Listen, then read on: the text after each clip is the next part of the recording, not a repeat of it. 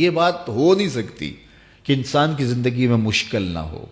جب انسان کو پیدا کیا گیا تھا، اس کا خمیر گویا گیا تھا، تو 39 دن تک اس کے خمیر پر مٹی جو گوندی گئی تھی انسان بنانے کے لیے، اس پر 39 دن دکھوں کی بارش ہوئی تھی اور ایک دن خوشیوں کا می برسا تھا۔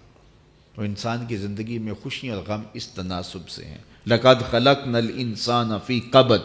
انسان کی زندگی مشقتوں کا مجموعہ ہے، حالات کی تلخیوں کے سے مقابلہ کرنا پڑتا ہے، لیکن حالات مشکل ہو جائیں تو ان سے نکلنے کا راستہ کیا ہے؟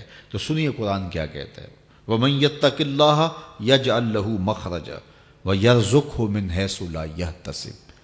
جو اللہ سے ڈرنے لگ جاتا ہے، تقوی اختیار کر لیتا ہے، تو پھر اللہ تعالیٰ جل شانہ اس کے لیے مخرج پیدا کر دیتا ہے، یعنی اس مصیبت سے نکلنے کے اللہ راستے دیتا ہے۔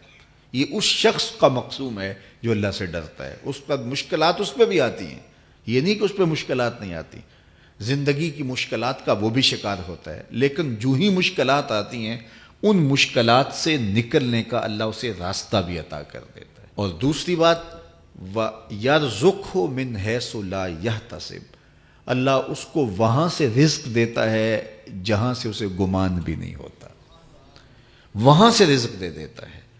بندہ تو یہ کہتا نا کہ مجھے یہاں سے ملے گا، یہاں سے، ایک بندے کی منصوبہ بندی ہے، لیکن جو اللہ سے ڈرنے والا ہوگا اللہ اس کو وہاں سے رزق دے گا جہاں اسے گمان بھی نہیں ہوگا، خیال بھی نہیں ہوگا کہ یہ راستہ بھی حصول رزق کا ہو سکتا ہے۔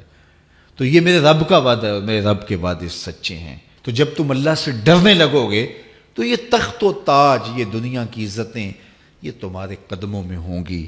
اس سے ڈرنے کا نتیجہ ہے جو تمہارا رب تمہیں عطا فرمائے گا۔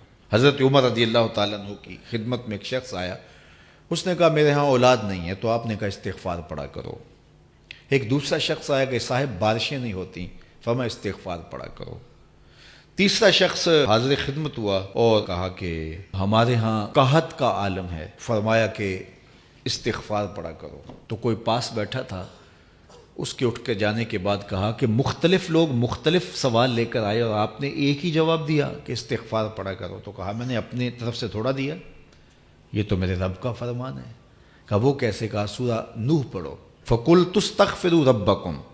حضرت نوح علیہ السلام نے اپنی قوم سے کہا کہ اپنے رب کے حضور استغفار کیا کرو، اِنَّهُ كَانَ غَفَّارًا۔ اس کا نتیجہ کیا ہے؟ جب تم استغفار کرو گے تو وہ تمہارے گناہ بخش دے گا۔ ایک تو فائدہ اس کا یہ ہوگا، وَيُرْسِلِ السَّمَاءَ عَلَيْكُمْ مِدْرَارًا، آسمان سے موسلا دار بارشیں بھی برسیں گی، وَيُمْدِدْكُمْ بِأَمْوَالٍ وَبَنِينَ، اور اللہ تمہیں استغفار کی برکت سے مالا مال بھی کر دے گا، وَبَنِينَ، اور تمہیں بیٹے بھی عطا کرے گا، وَيَجْعَلْ لَكُمْ جَنَّاتٍ وَيَجْعَلْ لَكُمْ أَنْهَارًا، تمہیں باغ بھی عطا کرے گا اور تمہیں چلتی ہوئی نہریں بھی عطا فرمائے گا۔